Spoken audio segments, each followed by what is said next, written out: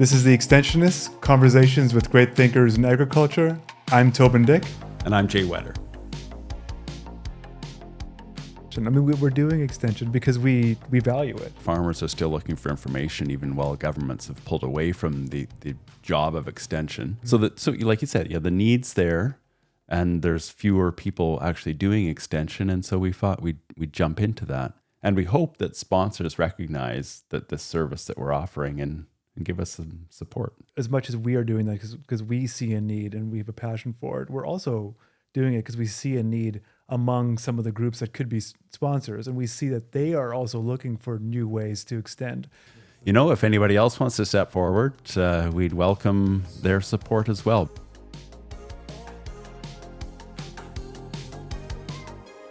Welcome to the Extensionists, Conversations with Great Thinkers in Agriculture. I'm Toban Dyck. I'm Whetter, and we've got with us Paul Galpern. Paul, can you just give us a brief intro of your job description and who you are? Who you are. Yeah. Who I am. Okay. Not existentially, just well, maybe, but. Well, I guess if you define yourself by how you work, I'm a professor at the University of Calgary. I'm also a dad and a husband. Yeah, those things too. Yeah, I was going to say, since you said if you define yourself by where you work, so how would you define yourself? So you said your dad, husband. Anything else you want to toss in there? I run. I'm a runner. I guess I do that. I'm also a crusader to make the world a better place. Oh yeah, right on. You should lead with that. Yeah. Absolutely, absolutely. So we have in our notes here that when Ashley, who works for Burr Forest Group, interviewed you, she asked us to talk to you about your role as a high school teacher and the things that you did there and how that kind of has kind of impacted what you do now or continues to. Interesting. Yeah. I guess, one of the things you do as a professor is you actually have to teach as well as doing research. In fact, most people think that's what professors do most of the time. And in fact, that's, it's about 40% of our time is teaching. So I guess the teaching part of my job is really inspired by being a high school teacher. I did that for 7 years. I did that in part of Northwestern Ontario where many of my students were Indigenous, not all of them. I'm myself not Indigenous, but I worked in those communities, and it was so enjoyable and so eye-opening, but also so demanding of me too that I've taken things away from that I now bring to my own teaching. Like, it's really important to me to put the student first, to find ways to help a student, make students succeed. That's really important to me. How does that spill over into my research? I guess I really am motivated to, it seems kind of pathetic to say, I want to make the world a better place, but I really do. That is my motivation. And that's what my research is about. And I guess it's kind of inspired by my years as a high school teacher. So we're going to continue on this, Paul, but I just want to note here early on that mostly we're going to be talking about finding value in non-farm spaces or the messy places on farms, as I think you like to call them, which is so key. But before we get to that, I've talked to you before, and I just love your level of energy. You speak with your hands a lot, which I really appreciate. You make a lot of facial expressions, and do you think that's what makes you particularly effective as a teacher? Like the whole package, the charisma, the energy you bring to it. Exactly. You bring an energy to the topic that is infectious. Well, thanks so much for saying that, Jay. I mean, it's really nice. You know what I want you to do? I want you to say that to my teenage kids. Okay. We'll send you the recording, and then you can play it. Because they certainly don't believe that about me. I do wave my hands a lot. I guess I am often, not always, but often excited about what I'm trying to say. And students have told me before that that the more he waves his hands, the more I want to listen. So I guess there's a reason to do it. So sorry to those who are listening to me. I am waving my hands. You just can't see it. Well, so I'm going to interject. So apparently, some audio professionals, even if I've recorded a podcast before, I've been a guest, and they will tell me to stand up and use my hands because that will affect how I come across without a visual, just audio. Everything just kind of just comes to life when you do that. So I could see that. yeah. Yeah, because standing up in a bar or something, or at a meet and greet where you're I tend to wave my hands around so much, and I've like swatted beer cans out of people's hands. And have you ever done that, Paul? Well, yeah, I don't know. I haven't gotten away with it, at least. But not an unrelated topic in the sense that like a lot of what we aim to do with the podcast and in general as the Extensionists is to talk about extension, if you can believe that. So the whole idea of taking complex information and extending it, disseminating it to a larger audience. And I think, passion and these kinds of things play into that. And I think I get the impression from Jay, who you've intersected with, that you have a lot kind of to say about extension and kind of advice to offer. So I guess one of the things we talk a lot about is, as you say, is messy fields. And the funny thing about messy fields is, I coined this term because I kind of wanted it to break through the noise, So one more scientist yawning on about what farmers are supposed to do. Okay, we've heard that before. And when you hear the word messy fields, you go, well, we're not supposed to have messy fields. What's he on about? And I think that the story I want to tell mostly is that messy fields are a door opener to doing a lot of good things that farmers actually care about. We've got evidence that it can support your bottom line. It can help you contribute to sustainability objectives of the industry. Yeah, and you might have to drive in circles a bit. And we're aware that when you add more things to your fields that are not crop, like patches of vegetation, that does make driving a little harder. And there are other consequences too, like, overlap of fertilizer, wasted seed. So when we say make your fields messy, we understand that not everyone can make every field messy. But I have a vision. That across the prairies. Oh yes, walk us through this. Yes. From Winnipeg all the way to Edmonton, there's one messy prairie, and if we can add more mess, and I'll unpack this for you if you want. Yeah, please do. But if you want more, if you have more mess, we have a lot more opportunities for all sorts of good things. Paul, let's just unpack mess for a second. Mess. Yeah. So I'm envisioning like a field full of weeds, which not very many farmers want. Fields full of weeds.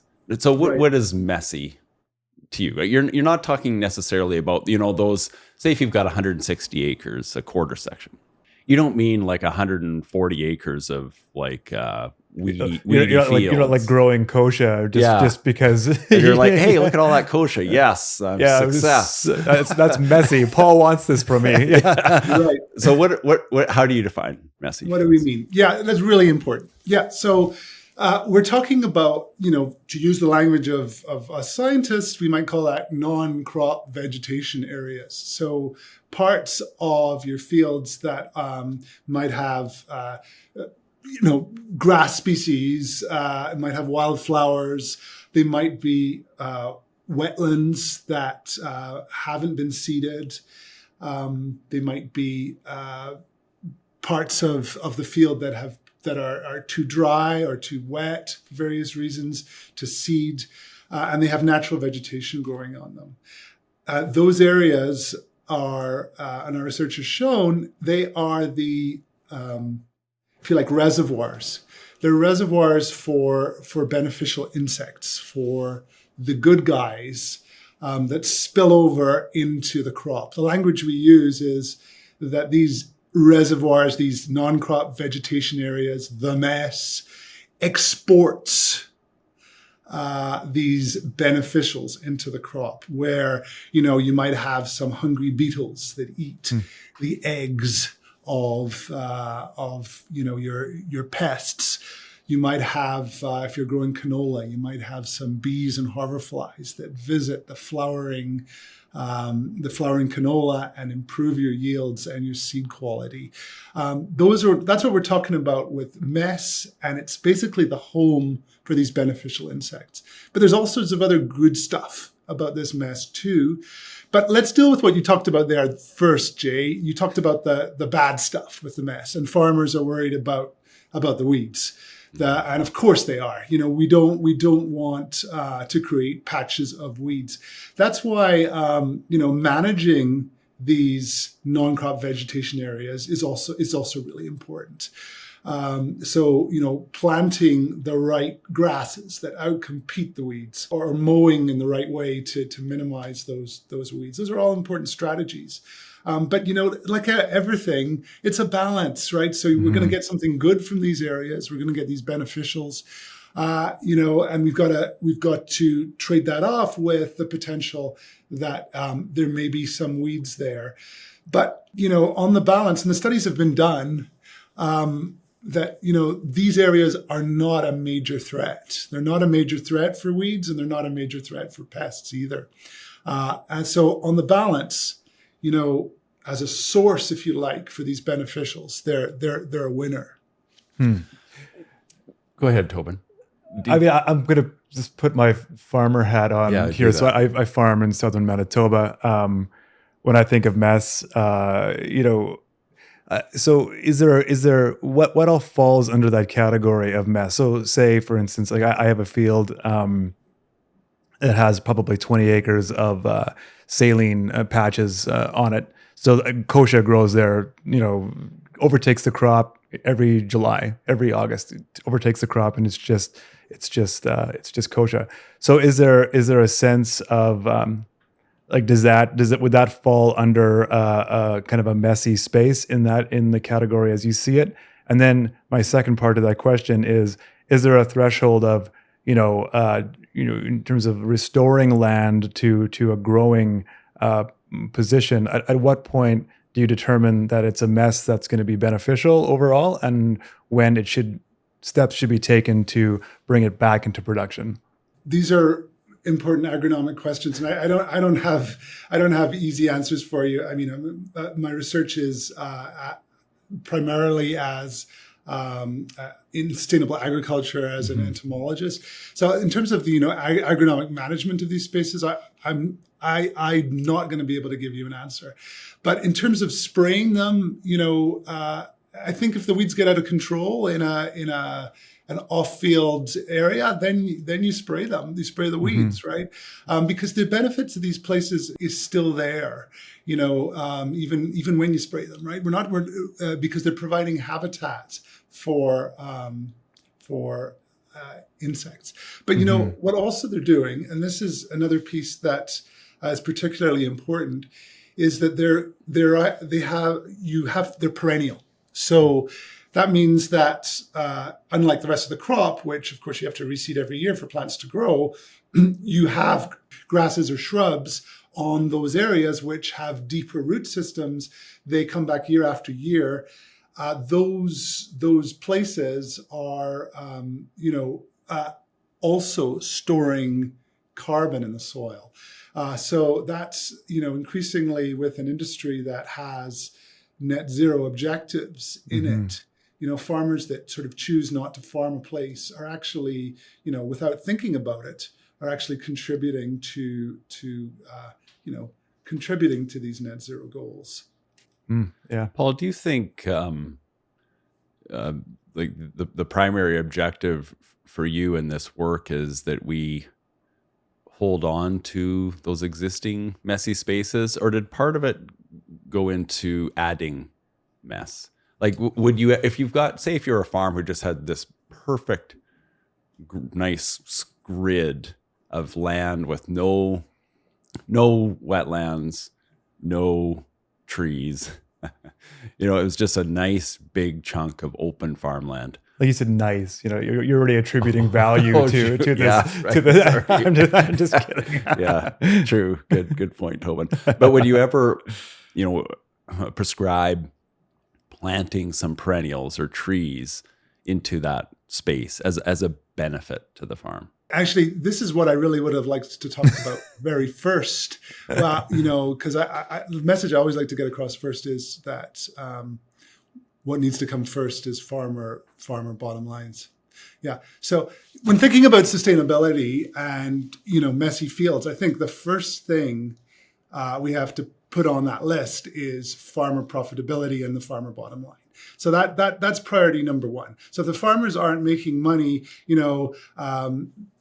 I can just wave my hands as much as I want and it doesn't make any difference. So that's step one. And then once we have that, then we can start talking about retaining and adding new messy places to fields.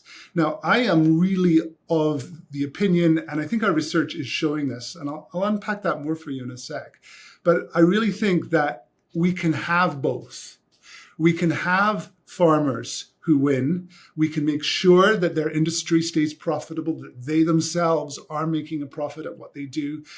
And we can also have messy fields that support sustainability objectives, that bring beneficial insects to the fields close to the crop where they can eat the bad guys and pollinate the flowers. We can have both of those things at the same time. And I think it's unimaginative voices out there that say, no, we can't, because the data shows that there are synergies here. Now, we have those beautiful, as you say, beautiful, Jay, fields, that look, perfect, but we might be losing something in those fields. And another part of what our research has shown is that from those messy places, that the beneficial insects that are exported out of there have a positive effect on the yields. So what we've done is we've actually spied.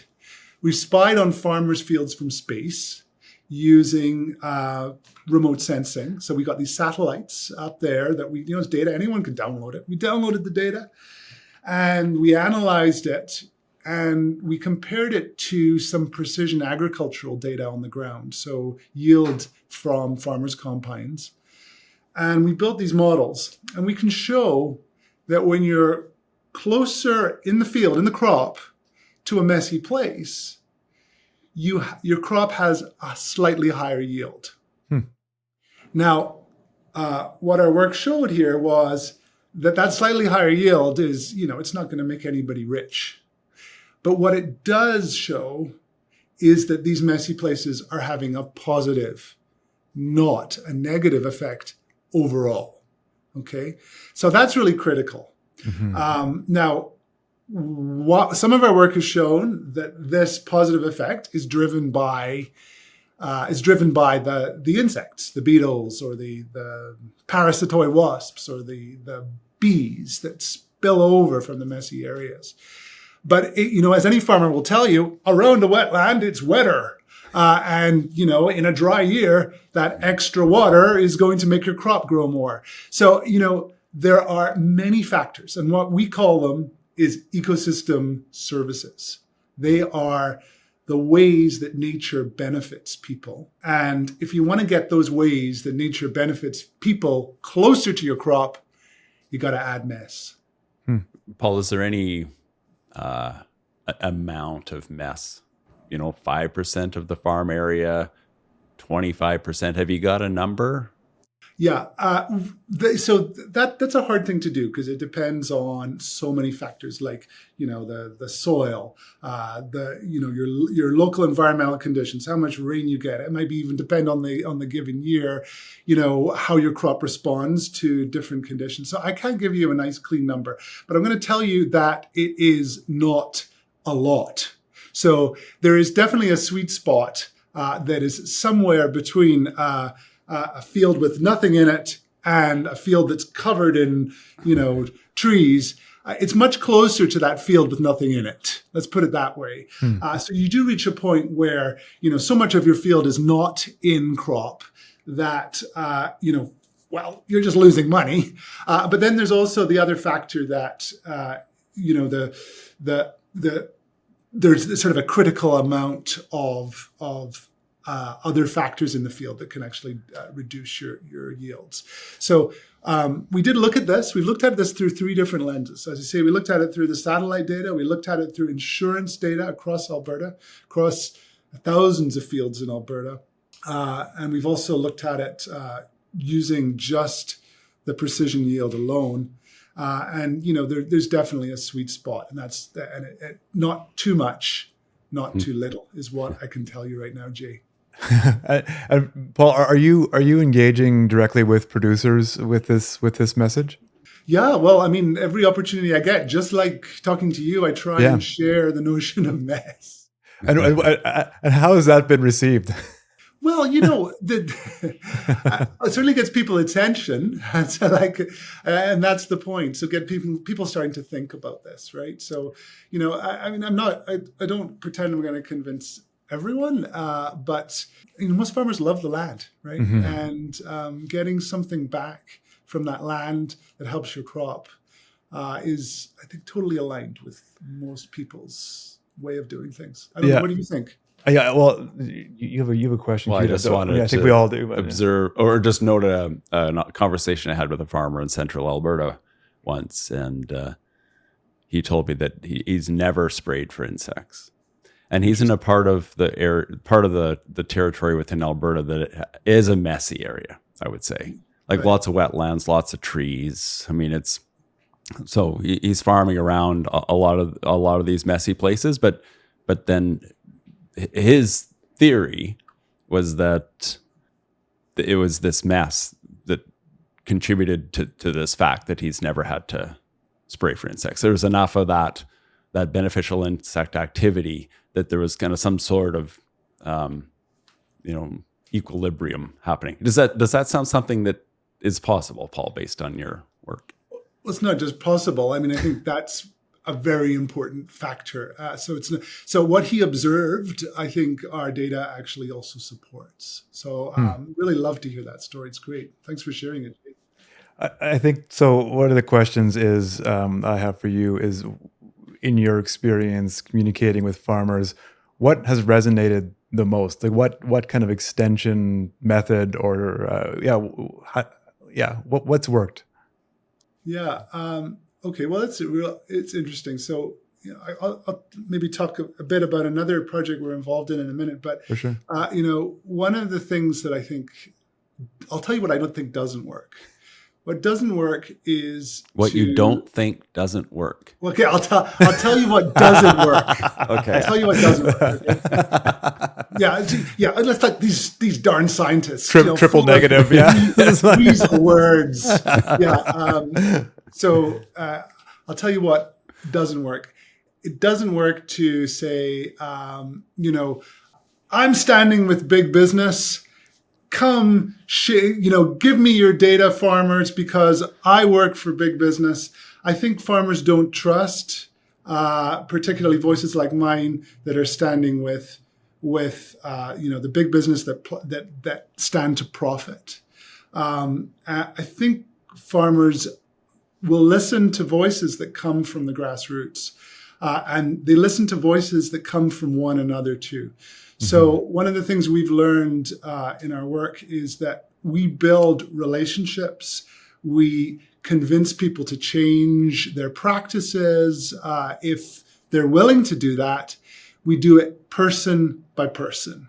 We do it by building up those relationships. And one of the things we do is we call that a snowball effect, where, one farmer talks to another farmer, talks to another farmer. And we've got two great people working for us. We call them our grower cooperator liaisons. It's a nice big term, but what they do is they liaise and they spend all their days just talking to farmers and trying to work with them so we can share data. They can share data with us. And then we also work with them to give them stuff back as well on this one-to-one relationship. So, what works? The one-on-one approach. Right? That's such a timeless approach, and I would tend to agree with you, and it's great to hear it.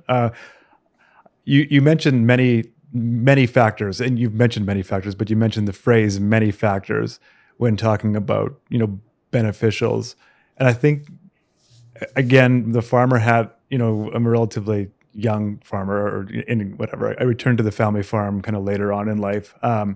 There's an anxiety that I feel as soon as we start talking about these kinds of things, not because I disagree with anything you've said, but in the sense of there's already so much data to track on a farm, and there's so much potential things to kind of take into account, that to add bugs to it and to add this ROI on areas that might give you some return, but you got to kind of figure that out. That just seems a little bit intimidating, and I want to do it. I want to do it because it's super interesting, and I think that's where this is all going. I think that's where ag's going.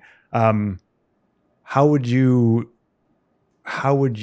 respond to that? Like, how would you suggest one kind of starts to wrap their head around some of these things on their operation? Tobin, thank you for giving me an opportunity to talk about the next research project that we're involved in right now.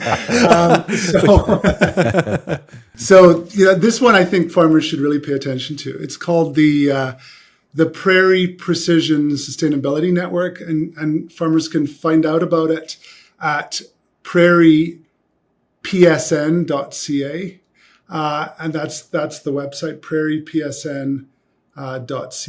And this is a initiative that we're undertaking to identify which parts of fields farmers should stop farming. Now, when we say should, it means from an economic sense. Parts of their fields that year over year are giving them low productivity and low profitability.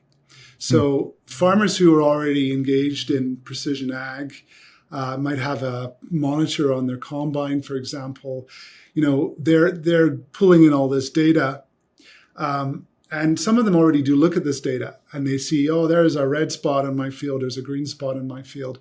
But what we're trying to do is kind of go beyond that. We're trying to take a multi-year approach, and we do this. I mentioned satellite, I mentioned precision yield. But we do this by bringing all these pieces together and building models.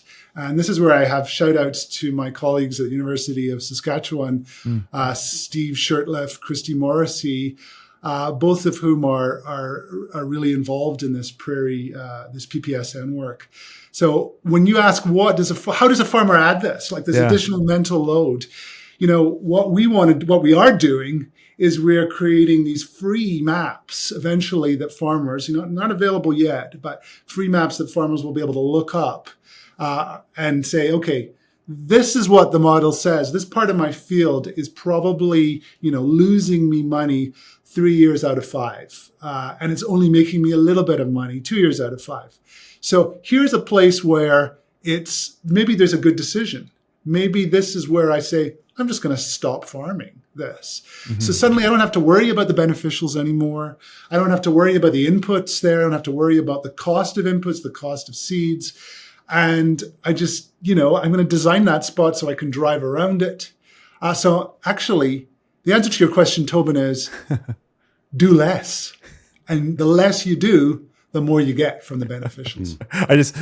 I live in the area called the Red River Valley, and there are so many farmers here who love, like Jay said, those nice black heavily tilled fields, and that to them is the benchmark of a good farmer. Like if your fields are clean and they're just smooth and all that stuff, that's so I often kind of think about the kind of work Extension needs to do in order to get, I look around me and to get these farmers, this collection of farmers, to change their minds on some of these things is going to be a challenge, and it'll take time for sure. there's a couple of things I want to get back to, but you better respond to that one first. Yeah. Okay. So I just want to say that maybe the Red River Valley is a place where mess is less important, because I'm talking about this hierarchy of things. So, number one, we want farmers to be profitable. Number two, we want farmers to produce food, to feed Canada, to feed the world. And some parts of the prairie, some parts of the world, maybe we need to be farming as absolutely intensively as we can there. And the reason why we do it there more intensively is so that other places that aren't as productive can provide those other services to us. So it's like choosing. It's like choosing where to do what you do.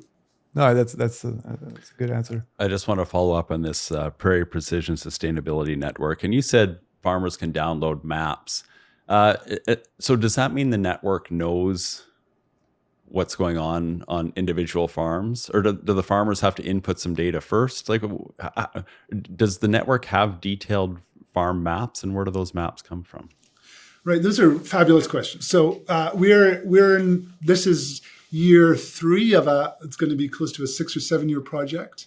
When we get to year 7, we'll have our goal is to have a product that we can release widely, that will have maps ideally, and this is a huge goal, of wall to wall across that prairies, of where of fields, of parts of fields where we see lower productivity and lower profit potential across multiple years. So we don't quite have that tool yet, but that's where we're heading. And to get there, we actually need help from as many farmers who are willing to help us. Right now, I think we have upwards of 90 farms or farmers enrolled. We've got upwards of 7,000 or 8,000 fields that are like the data that we feed into this machine, this monster, this model that spits out these maps. And we need more of that to feed into the machine to help us make these maps. So, if farmers see potential here, please get in touch. You can get in touch with us through that prairiepsn.ca. So, but it's they're participating. And it's their data. Yeah, what is that participation? They're uploading their own data to create these profit maps or these productivity maps. Right. So what way that works is we don't actually see their data particularly. So we don't. And this is a really important point. So when a farmer shares data, we're not revealing facts about what they actually got in their field. What we're doing is using that to build a model that says, given the conditions on the land that we see from space, given the how much productivity we've seen from space across those fields, which parts of your fields are likely to do better in the future. So it's not like you give us your data, we're going to tell the whole world about what your crop was like. Rather, we're going to use that information to learn about the land and then share that information about the land. Yeah, that's interesting. Now, as a farmer, Toban, for example, does that make you feel uncomfortable to that in any way?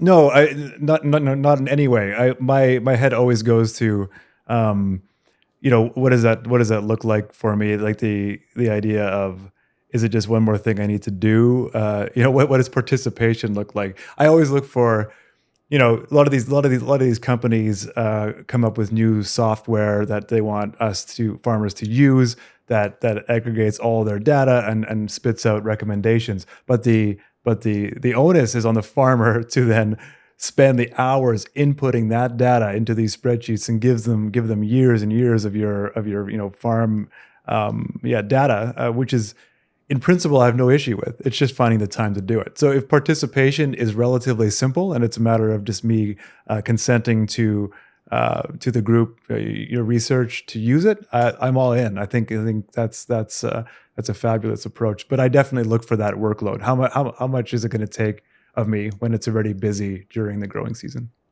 For sure, and we're very aware of that. Yeah. Yeah, I'm sure you are. Yeah. This idea of identifying non-profitable, like serially or perennially non-profitable spaces within a farm, and then doing something different with them. Great for economics.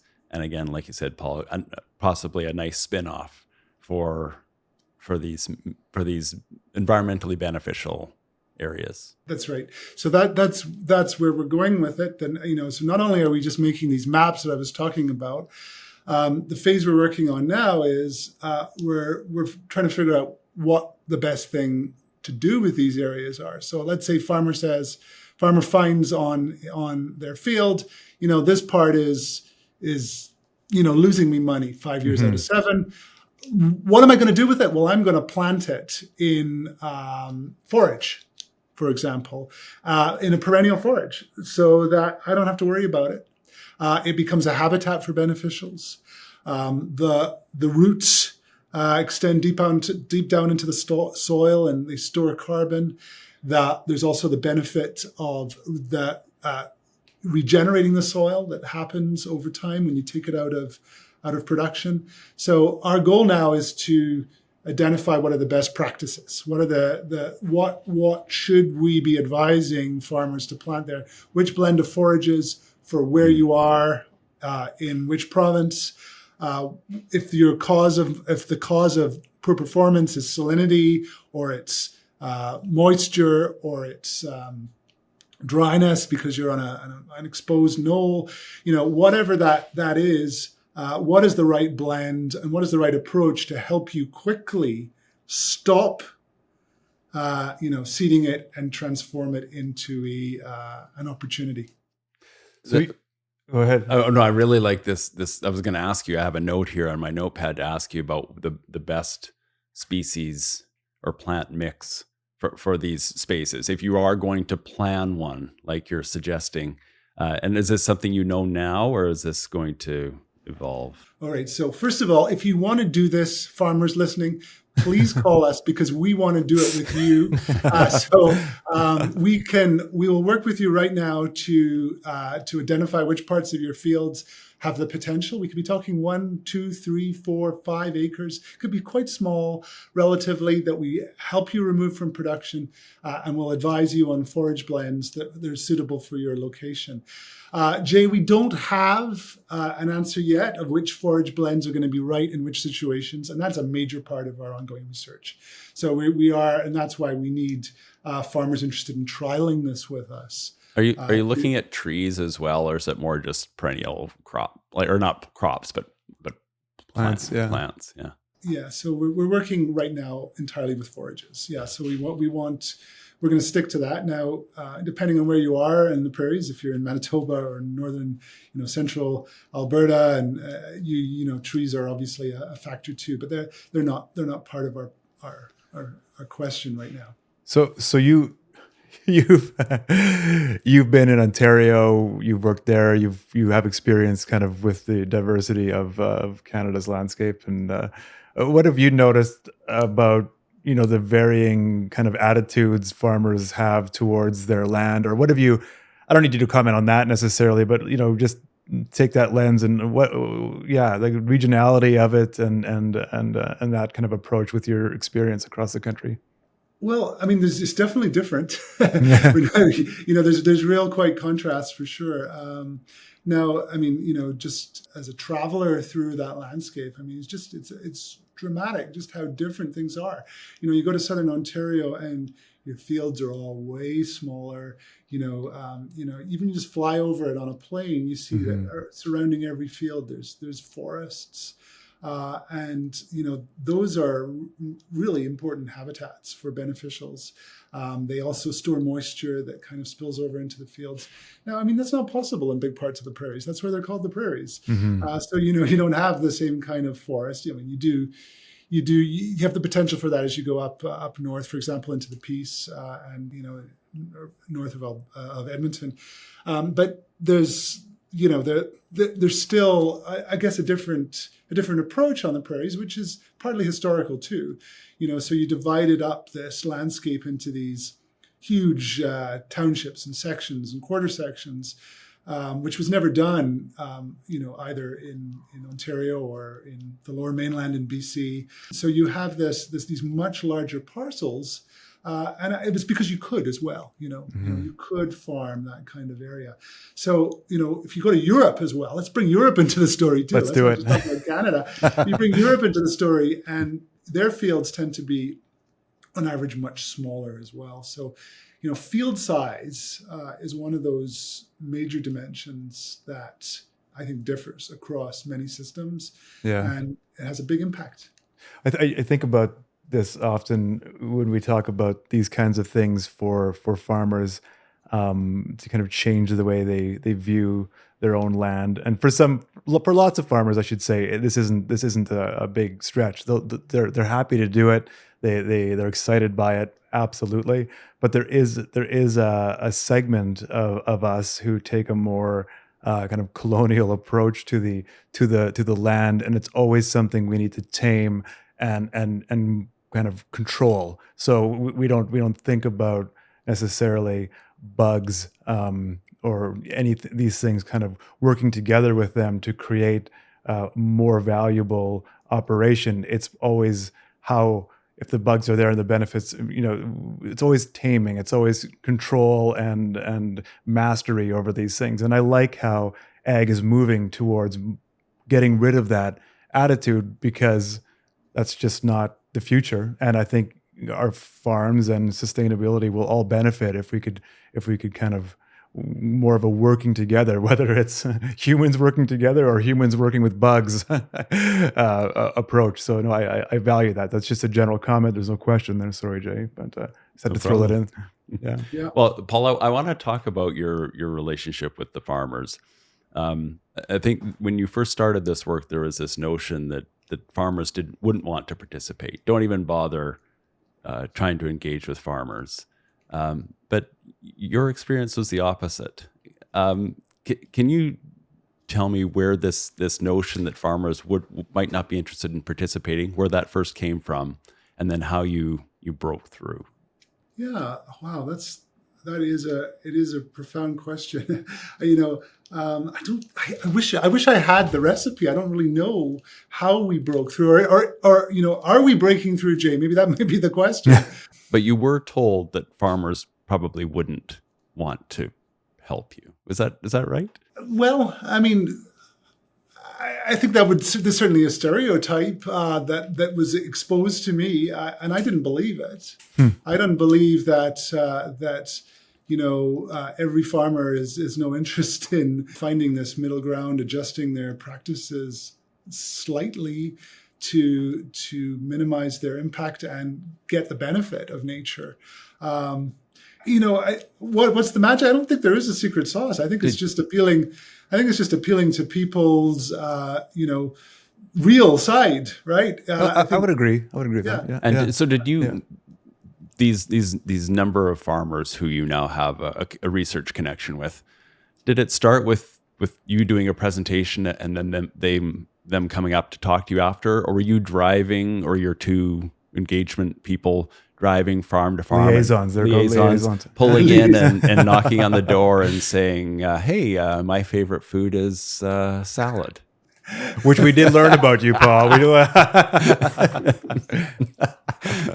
No, I just want, how did you make those connections? You know what? Let's give credit where credit is due. Sometime in around 2014, I think I found my way at a Canola Council of Canada event. I think you might have even been there, Jay. Were you fishing for that, Jay? Yeah, I was waiting. It was I just a big lob of a ball. Totally. And there was a fabulous agronomist by the name of Gregory Sekulek, and who no longer works for Canola Council, but his vision, I think, was that we need to bring more of these ecosystem services and beneficials back to farmers. It was his vision initially, and working with him, we got great support from Canola Council, and so I need to absolutely give credit where credit is due here. That I think it was leadership by Canola Council of Canada in particular, and also Alberta and Manitoba canola producers in particular that really identified the opportunity here to do this research. And their funding was critical early on in motivating particularly the beneficials research and its connection to the landscapes, and also its impact on yield. So I don't know if that answers your question, Jay. Well, but I don't want to leave it until I get this on, because I really think it's important that this research show value to farmers, and where possible have on farm aspects to research. So I don't want to leave this until you've circled this for me, like those connections. How do you find the farmers, and why is that so important? Well, we find, as I say, we find farmers by through these networks of who you know. Can you recommend someone that we should call? And then by having two full-time people whose job it is to make those calls and have the conversations, we follow up on them. But we need a starting point. And one of those starting points is, farmers who reach out to us through our prairiepsn.ca, farmers who reach out to us by email, farmers who, I'm driving down the highway and somehow have got my cell number and call me, that happens too. And all of those things are the starting points for conversations. Have you had like an engagement, an interaction with an individual farmer that's really stood out? Like they came to you with some really interesting questions or a kind of an interesting scenario that was like, oh, this is gonna take the research to a new level. Could you talk about it? Yeah, well, I can talk about something very different here. So we had, farmer called me, I don't know, a few months back and said, look, I've heard you talking about this thing called agrivoltaics in the news, Paul. And he just calls me on my cell. I don't know how he gets it. That's fine. He calls me, and so I answer it and I say, look, I heard you talking on the news about agrivoltaics. And so agrivoltaics, of course, is this thing where you put solar panels in cattle pastures, and you don't put the cattle in after you put the solar panels in. You put them in, you design your solar panels so the cattle can move around. And the idea is that you get this, the farmer gets this major benefit from the solar generated on their property, and they still get to keep the pasture. And in fact, it actually helps and improves the pasture. You get better quality forage and so forth and so on. Anyway, so this farmer calls me and says, look, I've heard you talking about this and really interested in the projects you're involved in. Can you get me into this? So we hooked him up, and I'm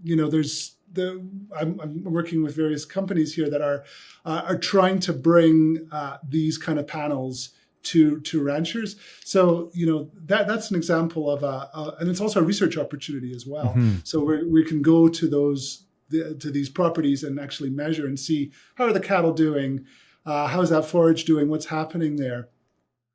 That's another aspect of our sustainable ag work that is all word of mouth. Yeah, Paul, when you envision the prairies landscape 25 years from now, what does it look like? It looks like farmers using the most productive parts of their land really well. They're still spraying, but they're only spraying as much as they need. They are still, fertilizing, but they're fertilizing in a precise way. The parts of those lands which are poorly productive are naturalized. They have perennial plants growing on them, trees, forages. If they're forages, sometimes those areas are mown for hay. They are habitats for beneficial insects that spill over into the crops and reduce the insecticides that farmers need to use on their crops, that boost the yields of their canola and their alfalfa. And they're also habitats. They're habitats for all the other good stuff that happens in the prairies. And they're also contributing to those net zero objectives, which, let's face it, the industry is moving towards by creating perennial habitats that store carbon. So I envision intensified prairie where more food is being produced on less land and less harm is being done. Is there a target number of farmers you would be you're hoping to engage with? Is there a so we can we can put it on the Extensionist website. We're like, let's help Paul reach 1 million, or I'd say we'd love to add another 100 farmers to our network in the next year. But can you give me some feedback? Are my ideas too ambitious? Are they nonsense? I want to know. Add another 100 farmers. That's not. I don't see that being an issue at all. No, and I would, my sense is, you said this earlier, Paul, that farms need to be profitable, obviously. Yeah. But there is an appetite among farmers to take care of the land and take care of the environment. I think the notion that these things are separate or not possible to achieve at the same time, I think we're getting away from that. Where we can increase farm profitability, we can increase productivity, and we can set aside these beneficial, messy spaces. And here's what I think is I know I'm a soapbox in this issue, is what I think one of the biggest challenges is not, if I take a group of farmers that I would consider or characterize as stubborn and not able to change or not willing to change, I would say the challenge there is not that they're not willing to change. It's because they're not changing because I believe they don't fully understand the issues. They don't fully understand what's being asked of them. And I think that's where extension comes in. That's part of my motivation for doing stuff like this, is that the more we can put out there that kind of allows farmers to move and can, progress in step with the industry, I think the more engagement, the more take up we will get from them. And I believe that. Yeah. And I think in some ways, Toban, there's an understanding that this is kind of the way the world is moving. Oh, I would agree. But there's just no good. And this is where the extension comes in. Yes. It's just show me the money, or show me how this pencils out. Yeah. Because I get it. I can see how that's important, but I'm not seeing how I can make this work. Yeah. And I think a lot of the times when people say they get it, they see why it's important, I don't know if they fully do. I mean, again, we don't get into the weeds on that, but I just think more can be done to educate, and not in a patronizing way, but to put out materials that take, let's say, all the great research you're doing, Paul, and put it into ways that farmers really, like, the people who need to understand it, they get it. That makes sense, And I know you're working on it, and you did a great job today. And I think, but I think that's a big one. So just Paul, just to conclude that thought, then, like if you had one message to get across in this podcast to farmers and to anyone else listening, like how do we extend this in a better way? I think every farmer knows which parts of their fields are less good, and they probably don't need me, our team, to come and tell them, which parts aren't that great. They probably have a sense that a small change to this corner of your field, permanently removing it from cropping, that can make a big difference. It'll save you money, and then you also have this other good stuff happening in that space. Yeah, that's great. So I know we need to wrap up right away, but we didn't get to, like, Paul, why bugs? Like, or what from your university days to what got you from the high school teacher to where you are now? Well, they're just really cool, There's so many species of insects, and they're so important, right? They're and I can tell you, we've collected thousands of these things in fields. I shouldn't say that, hundreds of thousands of insects. And they're out there and they're doing a lot of stuff that we don't actually really know about. So, we're already gaining a lot of benefit from insects. And I guess I just find that, there's hundreds of species. They're just really cool. And we don't know that much about them. What's your favorite bug? What's your favorite bug? My favorite bug. Yeah. I'm going to say it's a pretty, it's one that you don't think of, as being a favorite. It's a black beetle. It's about, it's about an inch, not quite an inch. It's called Pterosticus melanarius. And this beetle is everywhere. Any farmer who's ever looked in their field has probably seen this sort of large black beetle somewhere. And they're doing tons of stuff. They are eating the bad guys. And we also think, and I've got a student looking at this, we also think they're really important weed seed eaters. So these insects are not just helping control your pests, they're also helping control your weeds as well. That's and interesting. we don't even realize, the thing is, we don't even measure how much benefit we're getting from these guys. Which is starting to, Yeah, no, we're starting to. Well, obviously, that's what our researchers do. But background level of this, and every field is probably pretty significant. So was there a key moment in your educational kind of trajectory where that shift happened? You're like, bugs are really cool. Because was there a moment? Yeah, well, it probably happened, when I was quite young, where looking, you've got that pile of fruit on your counter, and then the fruit flies start landing on it, and you leave it out there for a few days, and all of a sudden there's these little tiny wormy maggot things eating it, and then of course I come along with a net and capture them and look at them. And in fact, actually, that's the first time I met my wife. I was standing over a compost pile in somebody's backyard, trying to collect these fruit flies. And she was a policewoman?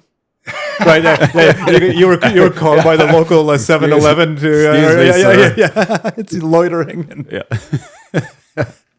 Okay, no, sorry. So she was also fascinated? That's a great story, yeah. No. I think she was just surprised. She was surprised to see somebody standing over a compost pile with a net. Yeah. But there was amazing. It's just amazing. How many species of fruit flies do you think there are? I can tell you. I can get excited. And that's what you asked her as soon as she showed up. Is that a trivia question? Yeah. I don't know. And let's go out tonight on that question. That's right. That's great, Paul. Oh, but how many species of fruit flies are there? Do you know? How many species of fruit flies? Well, this was in southern Ontario, but I think we were up to about 10 different species of fruit flies. Wow. Yeah. Wow. It's fascinating. I can just see the fireworks. No. Anyway, Paul, we have to wrap up. This was just a thrill. I love talking to you again. And I can see how farmers were kind of willingly engaging with you because, and I guess your liaison officers too, but I just think your level of passion and enthusiasm make for great conversations. Yeah, that extra 100 will be no problem. Yeah. Listen, thank you so much for your interest in talking to me, Jay and Toban.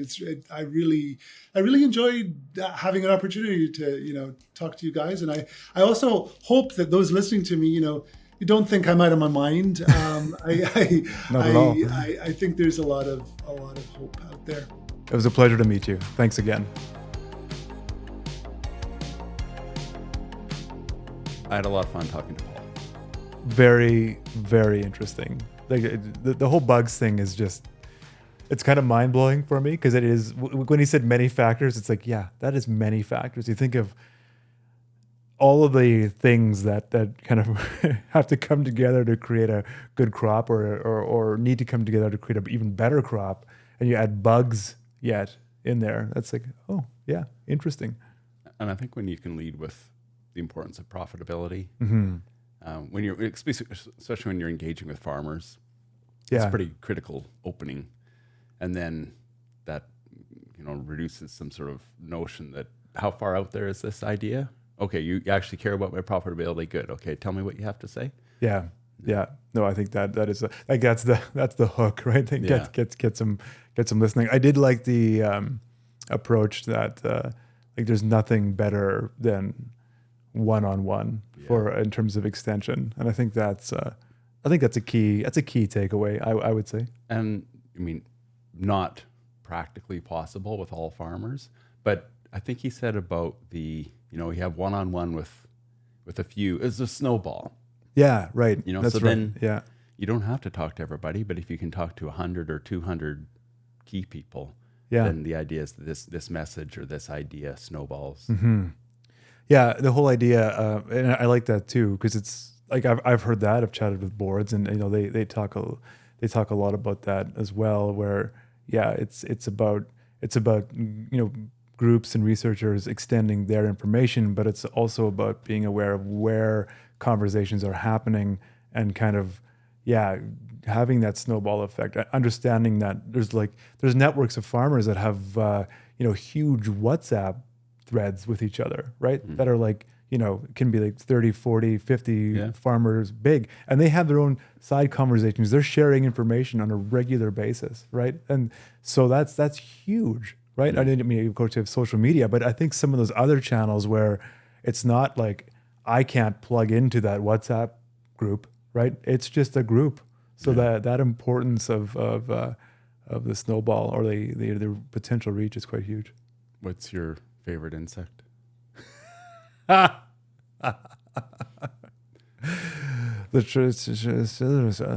I'll tell you mine, and then it'll inspire you. Well, and this is the first one that came to mind, is the dragonfly. I just love, well, first of all, they eat mosquitoes. I know. But they're just the shape of them. They remind me of like Huey helicopters or something. Yes. And they're out there and they're going after mosquitoes and like dive bombing and I love it. And too. the way they can fly and and they're fun to watch. Yeah, no, for sure. Can I just piggyback on that? Can I just say that's funny. It's same with me. Yeah. For the exact same reasons. I get charged with I get in trouble because I kill them when I drive my vehicle. So Jamie will often, you just killed a whole bunch of dragonflies. I don't do it on purpose. No. Everyone listening, it just happens because I drive big machines like we all do, and so dragonflies come up quite often. I don't like fruit flies. It was mentioned. I don't want to say hate. Hate's a really strong word, but they're really frustrating because when they take over your house, it's hard to get them out. It's really hard. Yeah. And then you have all these little quart jars with the saran wrap over them with like red wine or something or sugary to track them, and then which isn't red wine. But that's I actually don't know what my favorite insect would be. Should we give a big long pause here while you think? We should. Or why don't you have a little monologue? This is your monologue. This is finally Jay gets his chance. Yeah. Well, this has been the Extensionists. We're having conversations with great thinkers in agriculture. And we are, and Paul was certainly one of those great thinkers. Yes, for sure. He was. It was an honor. I love what we do here, Jay. It's a lot of fun meeting people like that who do things that I know nothing about and who I think could benefit the industry. And communicates not just with words, but with his eyes and his facial expressions and his hands. Yeah. I hope everybody. Yeah, that's right. The whole package. Anyways, I interrupted your outro, so you. We are the Extensionists. I'm Jay Whetter. I'm Toban Dyck. And we have conversations with great thinkers in agriculture. Thanks for listening. This has been a Burr Forest Group production. We also want to thank the people you don't see. We're here, we're chatting away with our guests, but there's tons of people who work behind the scenes to make this podcast happen. Ryan Sanchi is our director. Ashley Robinson is the coordinator. And Abby Wall is our producer and editor. Thank you for listening. We are the Extensionists. Conversations with great thinkers in agriculture. My name is Jay Whetter. And I'm Toban Dyck. Till next time.